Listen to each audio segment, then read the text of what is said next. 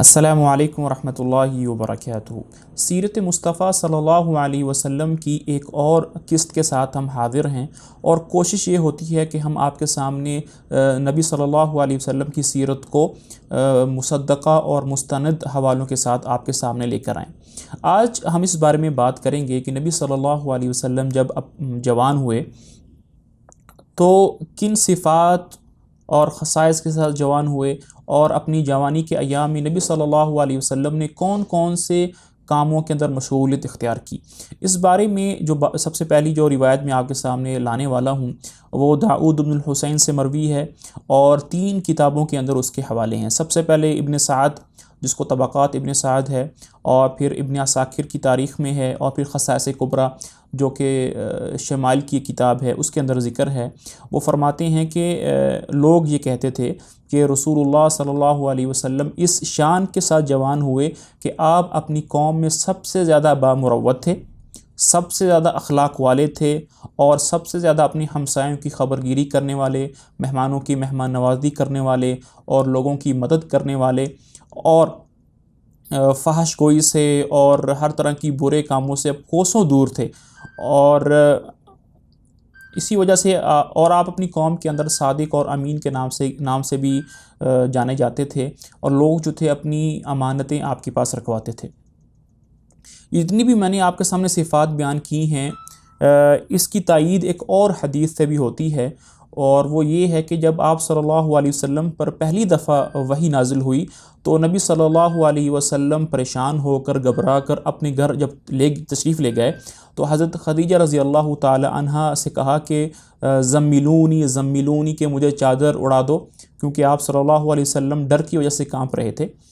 اور جب کچھ طبیعت بحال ہوئی تو آپ صلی اللہ علیہ وسلم نے سارا واقعہ بیان کیا کہ اس طرح ایک فرشتہ آیا تھا، یہ آیات میرے اوپر اتری ہیں۔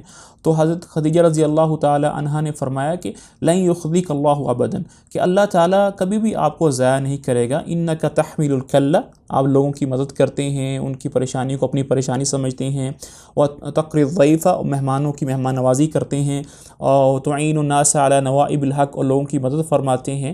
تو یہ ساری کی ساری صفات جو تھی نبی صلی اللہ علیہ وسلم کے پاس تھیں۔ اسی طرح اگلی جو حدیث ہے ہماری وہ اس بارے میں ہے کہ نبی صلی اللہ علیہ وسلم اپنے وعدے کی کتنی پاسداری رکھتے تھے۔ تو یہ جو روایت ہے وہ سنن ابی داؤد کے اندر ہے، اور باب العدہ اور کتاب الادب کے اندر ہے، اور اس کو روایت کرنے والے عبداللہ بن ابی الحمصہ ہیں۔ وہ فرماتے ہیں کہ میں نے نبی صلی اللہ علیہ وسلم کے ساتھ کوئی معاملہ کیا، اور اس معاملے کے نتیجے میں میرے ذمے نبی صلی اللہ علیہ وسلم کا کچھ دینا ہو گیا۔ تو میں نے نبی صلی اللہ علیہ وسلم سے کہا کہ میں فلاں دن اور فلاں جگہ پر آپ سے ملوں گا، اور آپ کو وہ چیز آپ کے حوالے کر دوں گا۔ تو نبی صلی اللہ علیہ وسلم وہاں پر اس وقت اس جگہ پر پہنچ گئے جو طے ہوئی تھی، لیکن عبداللہ بن ابی حمزہ کہتے ہیں کہ میں گھر جا کر کسی اور کام کے اندر مشغول ہو گیا، اور مجھے وہ بات ذہن سے نکل گئی کہ میں آپ صلی اللہ علیہ وسلم کے ساتھ کوئی وعدہ کر کے آیا ہوں۔ کہا کہ 3 دن کے بعد مجھے یاد آیا کہ اوہ، میں نے تو اللہ کے نبی سے وعدہ کیا تھا۔ تو میں فوراً اس جگہ پر پہنچا تو دیکھا کہ نبی صلی اللہ علیہ وسلم وہاں پر موجود ہیں، اور نبی صلی اللہ علیہ وسلم نے فرمایا کہ تم نے مجھے بڑی زحمت دی ہے اور تکلیف دی ہے۔ لیکن بعض محدثین رحمہ اللہ کا کہنا ہے کہ یہ جو روایت ہے وہ ضعیف ہے۔ دوسری بات جو اس میں کرنے کی ہے وہ یہ ہے کہ آپ صلی اللہ علیہ وسلم نے ارشاد فرمایا اس حدیث کے اندر کہ میں 3 دن سے تمہارا یہاں پر انتظار کر رہا ہوں۔ تو کیا مطلب کہ آپ صلی اللہ علیہ وسلم 3 دن اپنے گھر گیا ہی نہیں؟ 3 دن آپ نے نیند بھی نہیں کی، اور کھانا بھی نہیں کھایا، اور نماز پڑھنے کے لیے بھی نہیں گئے؟ نہیں، بلکہ اس کا مطلب یہ تھا کہ جس وقت طے ہوا تھا کہ اس وقت میں آپ کو وہاں پر ملوں گا، تو نبی صلی اللہ علیہ وسلم صرف اسی وقت جو تھے 3 دن وہاں پر تشریف لاتے، انتظار کرتے، اور پھر وہاں سے تشریف لے جاتے۔ آپ صلی اللہ علیہ وسلم نے تجارت بھی فرمائی ہے، اور بڑے ہی یعنی کہ اصولوں کے ساتھ تجارت فرمائی تھی، اور بڑے ہی تو اس کے بارے میں جو روایت ہے وہ عبداللہ بن صائب ہیں، جو کہ نبی صلی اللہ علیہ وسلم کے تجارت کے شریک تھے۔ آپ دونوں نے مل کر تجارت کی تھی۔ تو تجارت تو مکہ میں کی تھی، تو آپ صلی اللہ علیہ وسلم جب ہجرت فرما کر مدینہ تشریف لے گئے تو وہاں جب پہنچے تو عبداللہ بن صائب جو آپ کے تجارت کے شریک تھے، وہ ایک دن مدینہ گئے اور آپ صلی اللہ علیہ وسلم سے ملے. تو آپ صلی اللہ علیہ وسلم نے ان سے پوچھا کہ کیا تم مجھے پہچانتے ہو؟ تو عبداللہ بن صائب نے فرمایا کہ ہاں میں پہچانتا ہوں، کنت شریکی، کہ آپ میرے تجارت کے کاروبار میں شریک تھے. فکنت نعم الشریک، اور آپ بہت ہی اچھے شریک تھے، پارٹنر تھے. کنت لا تداری ولا تماری، آپ تو نہ کسی قسم کا جھگڑا کرتے تھے اور نہ ہی کسی قسم کی آپ ٹال مٹول سے کام لیتے تھے. تو ان صفات کے ساتھ نبی صلی اللہ علیہ وسلم اپنی قوم کے اندر جوان ہوئے.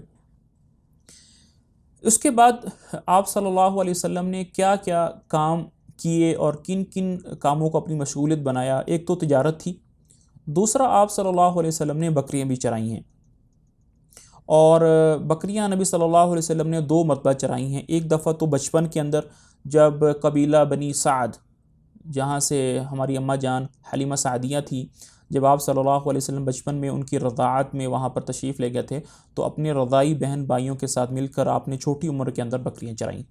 اس کے بعد نبی صلی اللہ علیہ وسلم نے بڑے ہو کر بھی بکریاں چرائیں، اور اس کے بارے میں عبداللہ بن جابر رضی اللہ تعالیٰ عنہ سے ایک قصہ مروی ہے، جو کہ بخاری رحمہ اللہ نے کتاب الاطعمہ کے اندر ذکر کیا ہے.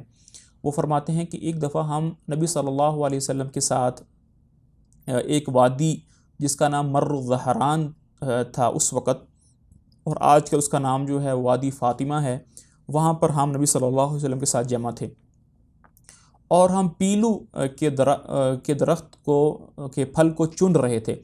پیلو میں آپ کو بتاتا چلوں کہ پیلو جو ہے نا، وہ ایک طرح کا ایک درخت ہے جس سے مسواک بھی بنتی ہے. جو آپ نے یہ خاکی رنگ کی جو مسواک دیکھی ہے، یہ اس درخت سے بنتی ہے، اور یہ جو مسواک ہوتی ہے یہ اس درخت کی جڑ ہوتی ہے، اور پیلو جو ہوتا ہے وہ اسی درخت کے پھل کو کہتے ہیں. بلیک رنگ کا، جس طرح بلیک بیری ہوتی ہے اس طرح کا ہوتا ہے اور میٹھا ہوتا ہے.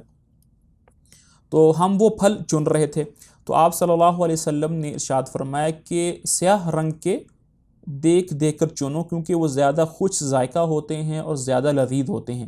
تو صحابہ کہتے ہیں کہ ہم نے پوچھا کہ آپ کو کیسے معلوم؟ تو فرمایا کہ میں یہاں پر اس وادی کے اندر بکریاں چرانے کے لیے آیا کرتا تھا.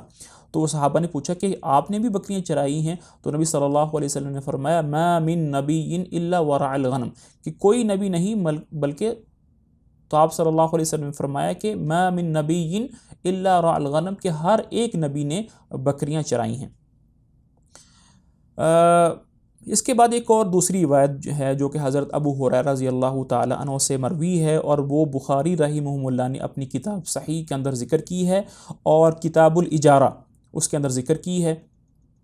اور فرماتے ہیں کہ ما من نبی الا رع الغنم، کہ کوئی نبی نہیں مگر اس نے بکریاں ضرور چرائی ہیں. صحابہ نے پوچھا وانت یا رسول اللہ، کہ آپ نے بھی بکریاں چرائی ہیں؟ تو نبی صلی اللہ علیہ وسلم نے ارشاد فرمایا نعم کنت ارعاها علی قراریط اہل مکہ، کہ میں مکہ والوں کی بکریاں چرایا کرتا تھا قراریط کے عوض. قراریط جو تھی وہ اس وقت کی کرنسی تھی، تو اس کے بدلے میں وہ اجرت میں طے تھی، اور اس کے بدلے نبی صلی اللہ علیہ وسلم بکریاں چراتے تھے. آج یہی اللہ تعالی ہمیں سیرت کو پڑھنے کی، سمجھنے کی، اس پر عمل کرنے کی توفیق نصیب فرمائے. انشاءاللہ اگلے ہفتے میں ایک نئی قصے کے ساتھ حاضر ہوں گے. السلام علیکم ورحمۃ اللہ وبرکاتہ.